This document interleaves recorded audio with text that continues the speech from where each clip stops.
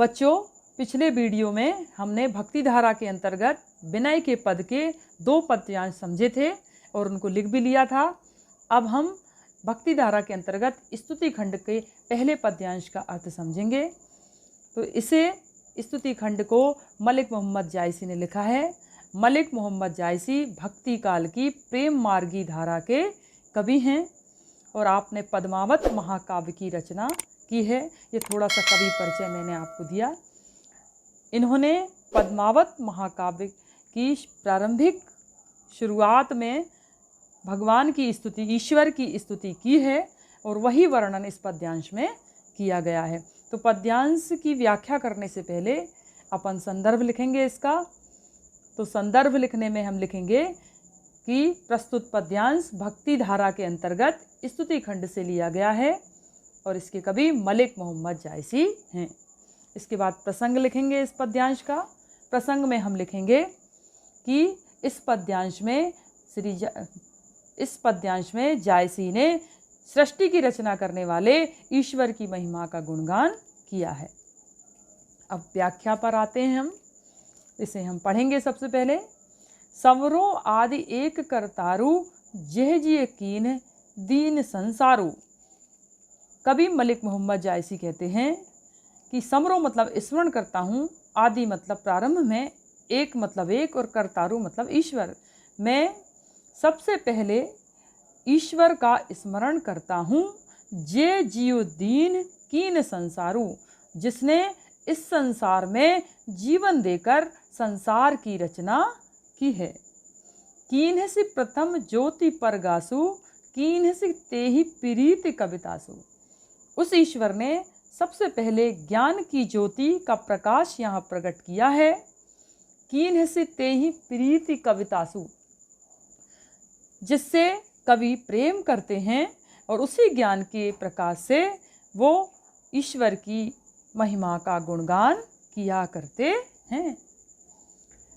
कीन्ह सी अग्नि पवन जल खेहा कीन्ह सी बहुतई रंग उरेहा।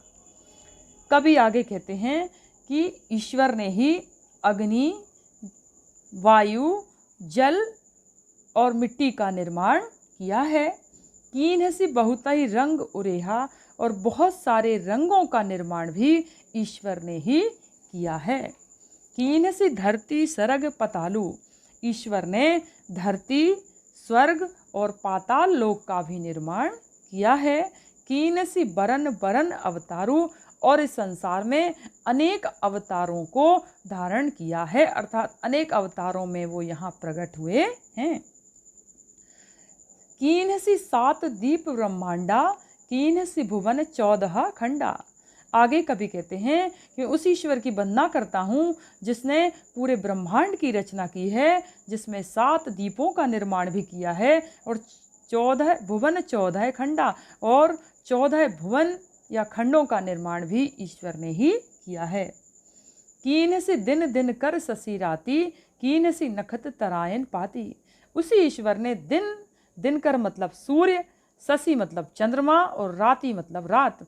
उसी ईश्वर ने दिन बनाया, सूर्य बनाया, चंद्रमा बनाया और रात का निर्माण भी उसी ईश्वर ने किया है।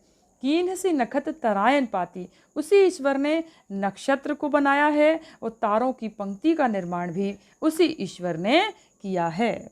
कीन्ह से धूप सिंह और छाया, उसी ईश्वर ने धूप बनाई, शीतलता बनाई और छाया का निर्माण भी उसी ईश्वर ने किया है। कीन्ह सी मेघ बीज तेहि माया, उसी ईश्वर ने मेघ मतलब बादल, बीज मतलब बिजली, मेघों के बीच में तेहि माहा मतलब मेघों के बीच में बिजली का निर्माण भी उसी ईश्वर ने किया है।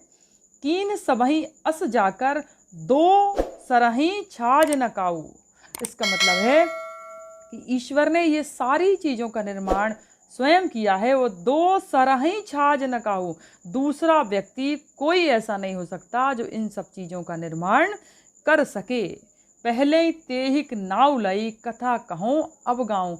तो पहले उसी ईश्वर का नाम लेते हुए कथा कहूँ अब गाऊँ। अवगाहू का मतलब होता है कि किसी चीज़ में डूबना, अर्थात मैं ऐसी कथा का वर्णन करना चाहता हूँ जिसमें सारे लोग आनंद से डूब सकें। इस तरह इसकी व्याख्या हुई। अब इसके विशेष में हम लिखेंगे कि दोहा व चौपाई छंद है, अनुप्रास अलंकार है, शांत रस का प्रयोग है।